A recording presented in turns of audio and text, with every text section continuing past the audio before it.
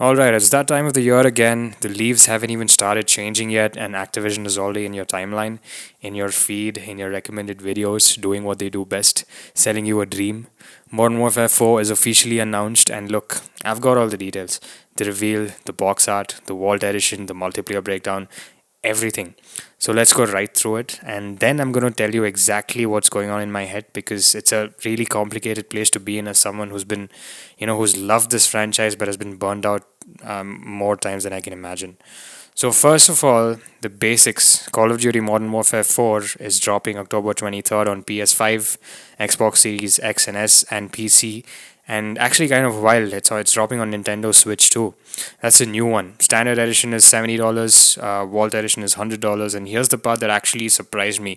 There's a loyalty discount. If you've bought Call of Duty since Modern Warfare 2019, or you're an active Game Pass subscriber, you get a 10% off on the Vault edition. So you're paying $90 instead of $100. I know. A discount on Call of Duty, at least at launch, feels like finding a $20 in an old jacket. It's not much, but you didn't expect it at all. So don't let them fool you into this, though. That discount exists to pull you away from $70 to $90. That's not generosity. That's just smart upselling. Cheeky doesn't even cover it. Now, the story. Modern Warfare 4 picks up after Modern Warfare 3, and this time the conflict moves to the Korean peninsula along the borders of North and South Korea before expanding out to Paris, New York City, and other global locations. Captain Price is back, apparently on the run, and from what the reveal trailer is showing, the tone is noticeably darker and more grounded than what we've been getting lately. And honestly, I'm going to pretend the campaign doesn't look interesting because it does. A Korean setting is genuinely fresh for this franchise. We've been in the Middle East, we've been in Mexico, we've been through about 40 fictional Russian cities, but we've never been to Korea. That's different. There's real cinematic potential there. The alternate perspectives they're teasing, the idea that this isn't just one straight military power fantasy, that actually has my attention. But here's where I have to stop myself because we've been here before. Every single year, the campaign reveal trailer is incredible. The cinematography is tight. The music hits. The set pieces look jaw dropping. And then you sit down and play it, and you're done in just like 5 hours. And half of it felt like it was on rails. Modern Warfare 3's campaign was one of the biggest disappointments I can remember in recent gaming memory. They basically strung together a bunch of open combat missions and called it a story. So when I say the trailer for Modern Warfare 4 looks good, I mean, the trailer looks good. I'm reserving all the judgment on whether the actual game delivers or not. So let's talk about multiplayer because that's what most of you are here for anyway. And look, there's a lot to unpack. First, red dots on the minimap are back. That's going to make a lot of people happy. There's also map voting, meaning lobbies are going to stay persistent between matches. Those are both wins, no argument there. The bigger conversation is around the movement system. Omni movement is gone, done finally, and I'll be honest, that alone has me more interested than I've been in any of the recent Call of Duty multiplayers. What they're replacing it with sounds like a much more grounded, realistic system. Slide canceling is still in, slide to ADS is there, attack sprint returns, but now your character actually slows down and shows fatigue, which apparently draws some inspiration from what Greystone Warfare was doing. You can dive backwards into prone. There's ledge hanging. Your weapon angles dynamically shift as you approach walls and corners, and you can climb poles, vault from ladders to windows, and mantling keeps your gun raised. On paper, that's a really clean movement system. It sounds fluid and intentional rather than just chaotic. But I need to play it. Trailers and feature lists are one thing, and how it actually feels under your thumb is a completely different thing. No bloom on hipfire is another big one. Your bullets go where you aim.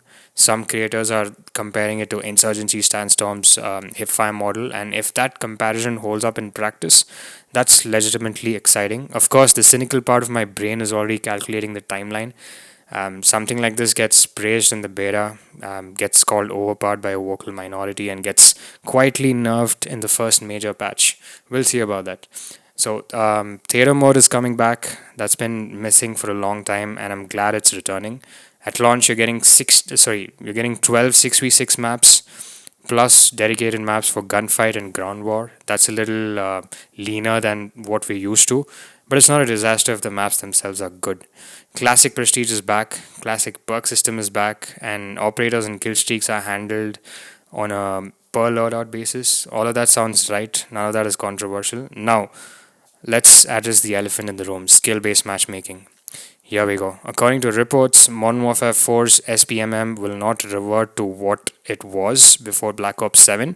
For those who don't know, Black Ops 7 actually made a pretty significant shift toward open matchmaking, something the community has been asking for forever. And Infinity Ward is apparently out here saying they're going to be transparent about matchmaking before launch, and they're still analyzing data from Black Ops 7's open system. Transparent, Infinity Ward said they'll be transparent about skill based matchmaking. I'm gonna let that sit in for a second. But there are these are the same people, well, the same brand, same machine that spent years telling people that SPMM wasn't in the game while it absolutely was in the game.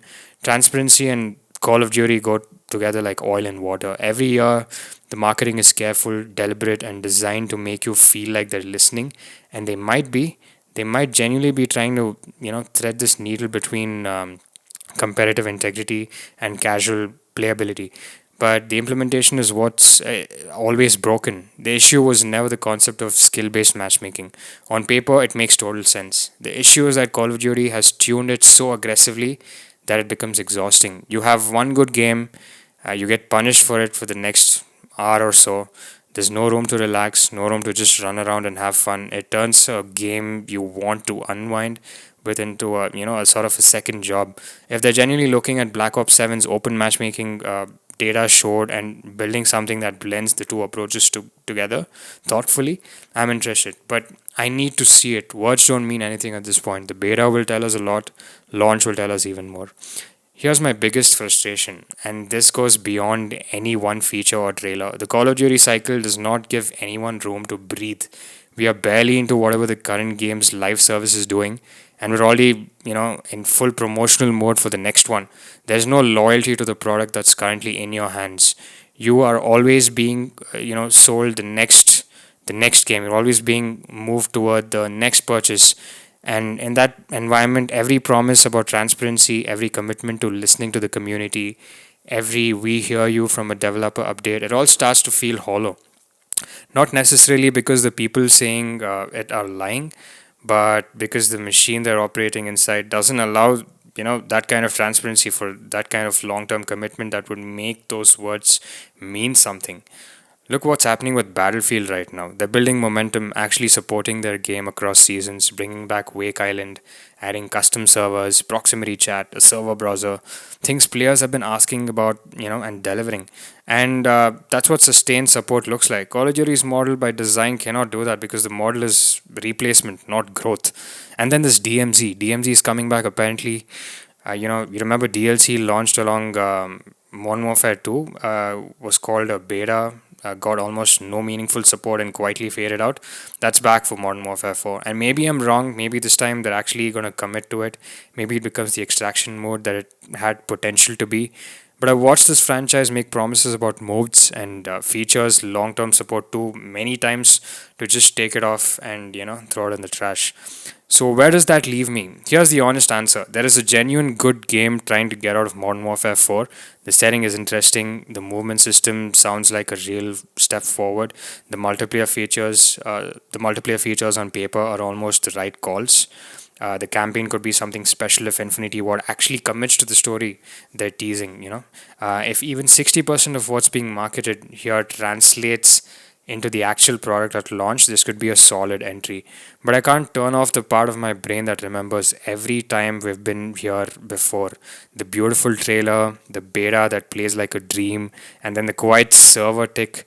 And then the quiet server tick rate drops after launch because a $1 billion corporation decided the cost savings were worth more than your experience. The Nicki Minaj skins that show up by season 2 because the battle pass has been, they have to sort of keep promoting the battle pass regardless of whether it fits the tone or of anything. The promises about matchmaking that get quietly walked back in the community blog post that nobody reads.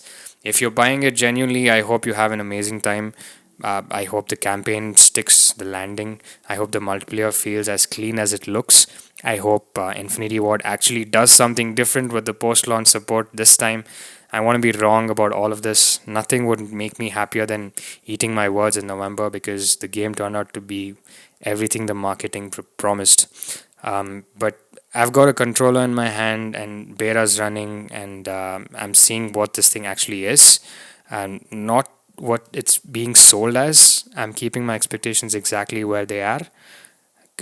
Cautiously interested, historically skeptical, and fully prepared for October. As always, drop your thoughts in the comment sections. Are you buying one? Or are you waiting? And remember, do not pre-order because you don't want to end up falling into the same pit that you've been falling with Call of Duty all these years. So let me know in the comment section, and I will see you on the next one. Peace.